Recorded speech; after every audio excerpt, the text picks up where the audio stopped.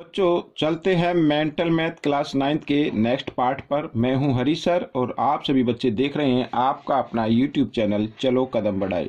तो बच्चों आज जो पार्ट करने वाले हैं वह मैं उसको ओरली बताऊंगा और बिल्कुल इजी है, तो आप इसे ध्यान से देखें, लास्ट तक देखें और इसमें से सीखकर दूसरे बच्चों को जरूर सिखाएं। जी हाँ, आपसे एक शिकायत रहती है, कंप्लेंट है कि आप लाइक नहीं करते हैं। प्लीज़ लाइक कर दिया करिए, आपका कोई पैसा नहीं लगता है। सब्सक्राइब कीजिए, उसमें भी आपका कोई पैसा नहीं लगता है, लेकिन ऐसा करने से हमें बहुत अच्छा लगता है और आप प्लीज़ लाइक ज़रूर कर दें। आपको सिर्फ क्लिक ही करना होता है। आइए करना शुरू करते हैं। क्वेश्चन नंबर 36 क्या कहता है ये देखिए बच्चों यहाँ पर।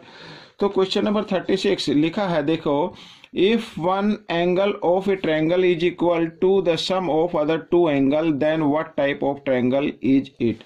तो देखो यहाँ पर लिखा है कि वन एंगल जो है ट्रायंगल का वो जो अदर टू एंगल है उनके सम के इक्वल है। तो बच्चों यहाँ पर मैं आपको बता दूं, अगर इस टाइप का कोई भी क्वेश्चन आता है तो आंसर होगा राइट एंगल ट्रायंगल।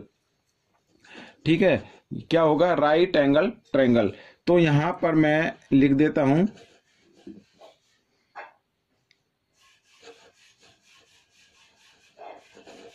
ये देखिए बच्चों यहाँ पर, ठीक है, राइट एंगल ट्रायंगल हो गया। अब ये होगा कैसे, मैं आपको बताता हूँ। यहाँ पर लिखा है कि वन एंगल इज इक्वल है, यहाँ पर ये इक्वल है कि यहाँ पर कोई टू एंगल है उनके सम के इक्वल है। अब आप बच्चों एक बात देखना कि ट्रायंगल में थ्री एंगल होते हैं और उनका सम क्या होता है? 180 डिग्री होता है। अगर यहाँ पर मान लीजिए अगर हम 30 लेते हैं, यहाँ पर 40 लेते हैं, 70 हो गया, तो ये 70 हो गया, ये भी 70, ये भी 70, तो 140 होता है। तो ये तो होगा नहीं, तो ये ही हो सकता है यहाँ पर 40 डिग्री प्लस और ये 50 डिग्री और ये 90 डिग्री। अगर इनको प्लस करें तो 180 डिग्री आता है। तो इस टाइप का कोई भी क्वेश्चन आ जाए तो इसमें कोई भी चेंजिंग नहीं होती है। अगर आ जाए तो सीधा लिख दीजिए राइट एंगल ट्रायंगल। ठीक है, तो आइए करते हैं सेकेंड क्वेश्चन। यहाँ पर बच्चों देखो क्या कहता है, in triangle P Q R is right angle triangle. मैं यहाँ पर लिख लेता हूँ, ये बना लेता हूँ बच्चों इस तरीके से। और इसमें कहा है कि P Q R is right angle at Q पर जो है ना, यहाँ पर ये 90 डिग्री का राइट एंगल है। तो पी क्यू आर इस तरीके से हम लिख लेते हैं। ये 90 डिग्री का याद रखना। Then name the longest side of triangle and find the relation between PQ and PR। PQ और PR, अब इसका रिलेशन भी बताना है। तो सबसे पहले बच्चों ये देखो, यहाँ पर जो है ये 90 डिग्री का एंगल है, तो इस जाहिर सी बात है ये 90 से कम होंगे, ये भी 90 से कम होंगे, तभी तो इन दोनों का सम इसके इक्वल आएगा और तभी इन तीनों का सम क्या होगा? 180 होगा। तो ग्रेटर एंगल हो गया 90 और 90 ग्रेटर एंगल के अपोजिट जो साइड होती है वही क्या होती है? लॉन्गेस्ट साइड होती है। तो लॉन्गेस्ट साइड तो आगे पी आर। ठीक है, ये याद रखना है। अब इसमें पूछा है कि रिलेशन क्या है P Q and P R में। पी क्यू ये रहा और पी आर ये रहा, तो पी आर रिलेशन ही होगा। पी आर जो होगी वो ग्रेटर होगी किससे? पी क्यू से। तो ग्रेटर की तरफ मुंह खुला रखना है, तो ये रिलेशन आप इसमें बता सकते हैं। तो बहुत ही इजी क्वेश्चन है। अब क्वेश्चन नंबर 38 देखिए, यहाँ पर क्वेश्चन नंबर 38 क्या कहता है। अब इसमें देखो लिखा है, in triangle A B C angle A equal 40 degree और बी 50 डिग्री। ठीक है, यहाँ पर एक ट्रायंगल है, एक 40 डिग्री का, एक 50 डिग्री है, यानी इन दोनों का सम ही 90 डिग्री हो गया। ठीक है, और थर्ड एंगल क्या होगा? वो तो 90 डिग्री का होगा ही होगा। तो इसमें पूछा name the longest side of the triangle. अब यहाँ पर मैं एक तरीके से इस तरीके से मैं इसको बना लेता हूँ और यहाँ पर ये ए मान लीजिए, ये बी मान लीजिए और ये सी मान लीजिए। ये 40 डिग्री का मान लो और ये 50 डिग्री का मान लो, तो ये 90 डिग्री का होगा। ठीक है, क्योंकि sum of three angle of triangle is equal to 90 degree. तो 50 प्लस 40 इन दोनों का ही सम 90 आ रहा है, तो थर्ड तो 90 का होगा। तो यहाँ पर लॉन्गेस्ट साइड पूछा, तो ये जो ग्रेटर एंगल है, ग्रेटर एंगल के अपोजिट साइड आती है वही लॉन्गेस्ट साइड होती है। तो ए भी इसमें लॉन्गेस्ट साइड हो जाएगी। ठीक है, आइए करना शुरू करते हैं नेक्स्ट क्वेश्चन।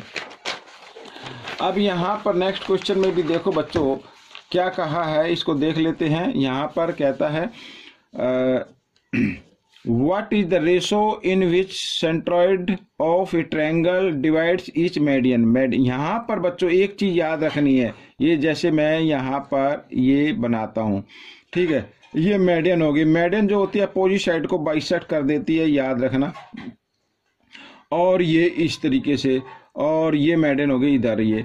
तो यहाँ पर ये पूछा कि ये आपस में किस रेशो में डिवाइड करती है। तो याद रखना इस क्वेश्चन में भी कोई चेंजिंग नहीं होगी, अगर होगा तो बिल्कुल ऐसे ही आएगा। तो ये हमेशा 2:1 में डिवाइड करता है, ठीक है। मेंटल मैथ है तो इसलिए ओरली मैंने बता दिया। अगर ये क्वेश्चन आता तो आपको सीधा आंसर लिख लेना है 2:1 में। अगर यहाँ पर A B C और ये O दे दूँ, और यहाँ पर ये D दे दूँ, और यहाँ पर E और यहाँ पर F, तो यहाँ पर इसका मतलब है AO और OD। ये जो होगा ना, AO जो होगा वो 2 होगा और OD होगा 1 होगा। तो इस तरीके से 2:1 में डिवाइड करता है।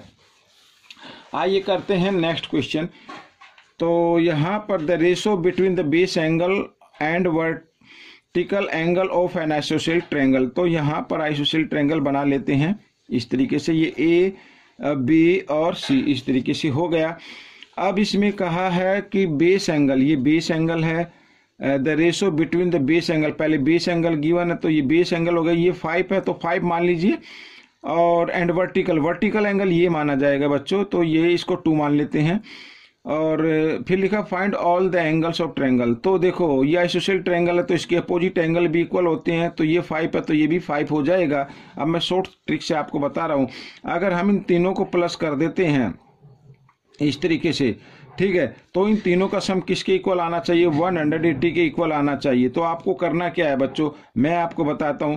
तो यहाँ पर 180 को इन सम ऑफ रेशो से डिवाइड कर देना है। 5 और 5 10 और 2 12, तो 12 से इसको डिवाइड कर देते हैं तो एक वैल्यू निकल कर आएगी, और उस वैल्यू को फिर मल्टीप्लाई कर देंगे इन रेशो से, ठीक है। तो 12 1 जा 12, यहाँ पर बचा 6 और 0 60 और 12 5 जा 60, तो 15 यहाँ पर एक वैल्यू निकल कर आई है। और अब यहाँ पर पूछा एंगल फाइंड आउट करने, तो एंगल A इक्वल है 2 रेशो में ना, तो 15 को 2 से मल्टीप्लाई कर दीजिए, तो यहाँ पर आ जाएगा 15 2 जा 30 आ गया, ठीक है, ये 30 डिग्री का हो गया। और एंगल B इक्वल है एंगल C के, यहाँ पर देख रहे हैं, और ये इक्वल होगा 15 को, यहाँ रेशो है 5 तो 5 से इसको मल्टीप्लाई कर देते हैं।